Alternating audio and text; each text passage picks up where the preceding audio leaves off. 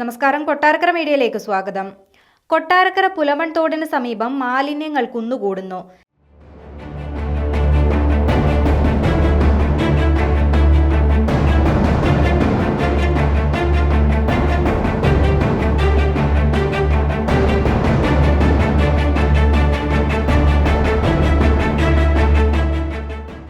ചാക്കുകളിലാക്കി വലിയ തോതിലാണ് മാലിന്യങ്ങൾ തോടിന് സമീപത്തായി നിക്ഷേപിക്കുന്നത്.